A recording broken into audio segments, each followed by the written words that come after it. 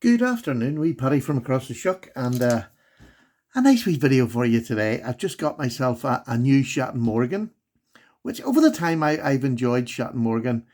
Some of their fit and finish can be a bit ropey, especially the newer ones. But going back a wee bit, the fit and finish was perfect because Bill from GEC worked there and he was in charge of that sort of thing. He was the manager of the shop at Queen, who made Shatt and Morgan knives. Mostly, there might have been another company, I'm not sure, made Shatt and Morgan, but Queen definitely did. And so, what I'm going to do is going to show you my new Shatt and Morgan. And what it does, it brings me up to the number 5. So I have now 5 Shatt and Morgans that are staying in my collection. So I've now got a collection, because I always consider 5 a collection. And I'm really pleased to show you this one. This is the little box it comes with. And it's special on 2 accounts. One, it makes my collection. But the other is, there's the box there. It's Shatt and Morgan Winterbottom Bone Whittler. And I've been trying to get a Whittler again. I've had a couple of GEC Whittlers and I've sold them. Biggest mistake, but maybe not, because I wouldn't have bought this one. And this has an extra special value to it. And I didn't always do. I'd love to say I'd done it on purpose, but I didn't. I bought it. This is it. This is the Shatt and Morgan. Look at that lovely shield on that. It really is the cornerstone shield. Such a tiny one, and it's a slim knife. It is, let me just see, I think it's about 3.5 inches. It's not as small as it sort of looks yet.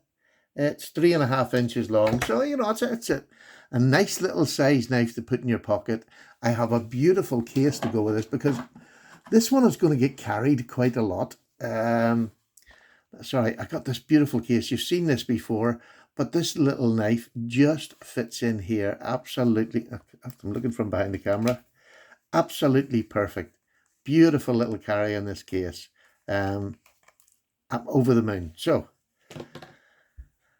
now let's tell you a little bit about the Whittler. It is a swell centre, so it's swelled in both ends to an equal end, and it's a 3-bladed Whittler. And Whittlers come in half. You can get a half Whittler, which is just 2 blades, but the 3-bladed is the Whittler that I really love. Fit and finish is absolutely fantastic for what it is, but it's not a split back. It's just a two back springs. The larger blade runs off 2 of them, and the other 2 have their own separate little have a separate back spring. So let's just have a look. Look at this. I just love this. And the way they had a real Shatt and Morgan were the sort of posh Queen of their day. Let me just see. Can you see that? There we have the Shatt and Morgan. And it is one. I'm going to have to get my other. Sorry, I'm going to put my other glasses on. I keep doing this, forgetting to put them. I'm getting so blind. Honestly, it's deteriorating by the month. There we go. Shatt and Morgan. And it's 1 of 100. Absolutely love this print on the blades. It's not particularly sharp. I don't think this has ever been used. It's definitely the factory edge still on it, but I am going to put my edge on it and I am going to use it. And there we go. It's got Queen cutlery on that side and the IXI Shatt and Morgan on this side. But what a lovely little this is where a slim I like. I'm not a great lover of slim clip points, but when it's on a blade like this, it's perfect. It's absolutely, because it fits in with the blade. It's a slim one I don't like on a bigger frame. This is absolutely perfect. I get a full 4-finger grip, so if I want to do a bit of whittling, this is what this is going to get used for. And I know it's maybe a shame such a pretty knife to get used. But I do use most of it. I always say I'm not going to, but this one, I'm not going to waffle. This is going to get used as a whittler. I've all the blocks of wood, as you know there. I just haven't got started yet. But my promise to myself is to do it this year for definite. So you have that lovely blade. And then at the other end, you have the 2 smaller blades. I'll get them out now.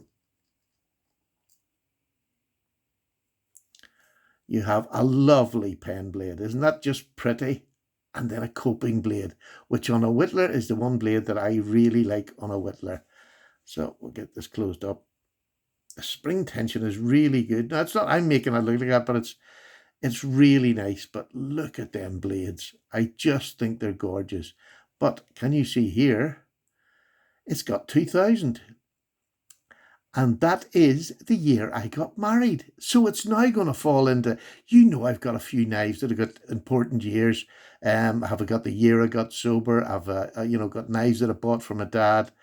But I love knives that have a year on it that is significant in your life in some way. And this is just one of those. But three gorgeous. This to me is the iconic whittling knife. Nice and thin. Look at that. Nice and thin for softwood. I'm not going to be whittling on hardwood. It's going to be softwood. Look at that. Look how even, when you go down this knife, how really beautiful it is. So it's just going to be softwood whittling. It's not going to be hardwood. I have other knives I can do for that. Look at that fit and finish on the back. Is that not just beautiful? It really is a lovely piece. And the more I'm looking at it, let me just see. It is a bit wider. Now, whether the blades let me just check this. That is from bolster to bolster about 1, 2, 3, 4, 5 mil. And this down here from bolster to bolster is about 4 mil. Oh, there is a difference now. These springs must be tapered. And before I go, maybe I'll come back and let you know that is thinner down this end than it is up this end. And obviously this is where the main blade comes off the two springs, and these are two separate. That's interesting. Normally you get a split back, which has a little bit of brass, runs right down the center. But this is a bit different. I'm going to have to find out more. That's interesting. I didn't notice that. I just thought it was even on both sides, but this is definitely thinner down here than it is up here. I suppose it makes sense, doesn't it? Do you know what I mean? So it's got that all whittlers that have got the split back are thicker at one end and thinner at the other, but I didn't really notice that. There's only about a millimeter's difference, but there is a difference there, definitely. I must chase that up and find it out. But gorgeous. And again, look at them blades, how well they're laid in there. Yeah, there's a couple of little scratch marks down near the end where you're pulling them out and you're pushing them across. I'm going to be doing that because it's going to be a knife that I'm going to use to work. But look how beautiful that is. I mean, that is Bill's work. And then if you don't know, Bill, who owns GEC, was the head man at Queen when these were made in the year 2000. He didn't start up GEC till 2006. Look at that. I just love it. And it's winter bottom bone, but I have a feeling that this, although it maybe hasn't been used much, but you can see the black marking, which would have designated the lines a bit more, and it's sort of worn off a wee bit. You can see that it was there, and it's sort of gone now, but that means nothing. It's beautiful bone. It really is. And the shield, for one of the things that they were never good for, especially later on, is just so beautifully inlaid. Look at that. You can't see anything. There's nothing there at all. The fitment of the bone, everything about it is an absolute beautiful knife. Really do love it. I'm really intrigued now. You see, this is where I should definitely do much more investigation before I do it. But I only just got this yesterday, and I just wanted to show it to you. So maybe I'll come back and do a more up-to-date video when I find out how that was made. In fact, that would make a nice video, wouldn't it? How the thick Irishman missed that. But I'm going to set that up here. And like I said, this has now made my collection up to 5 that I'm keeping. The other 4, I've had 1 or 2 come in and out, but these 5 are definitely what I'm collecting. I just think that is a beautiful knife. It really is. It's like a honey bone colour, if that makes sense. So what else have I got? One of my oldest ones is this one, which is a lovely clip point. Look at this beautiful handle. It's like a powder horn handle, or not a powder. Yeah, I suppose you could call it that. What is the name for it? I am so bad. I'm sorry, you've got such a bad reviewer, but isn't that just, everybody's going to be shouting down the description. But please do, I deserve to be shouted at. And this is a lovely Shatt and Morgan. This would be an older one. As you can see, the fit and finish is beautiful. Shield gorgeous on it. Absolutely beautifully done. And look at that bit of stag. Isn't that just gorgeous on it? Really, really nice. Lovely bit of stag. So that's one of my favourites. It was one of the, probably one of the first. And another one that I got, which is an unusual type. Look at this, beautiful. You don't see many of these about either. This one was, I think this was made, yeah, more in numbers. This one is another one of this is a 1 of 30, and this is a slimline trapper, which again is not a knife I particularly like, a model I particularly like, but this lovely long California clip, or whatever you want to call it, this wood is absolutely stunning. I love the heavily deep ring bolsters on it. It's just beautiful knife. Really, really stunning. Really do like this knife. This is one of my, definitely one of my favorite Shatt and Morgan. But as a slim trapper, I would find something hard that's going to make me want it more than this. I just think it is stunning. So let's move these up a wee bit so you can see them. And then I have another one, and this is an equal length cigar pattern.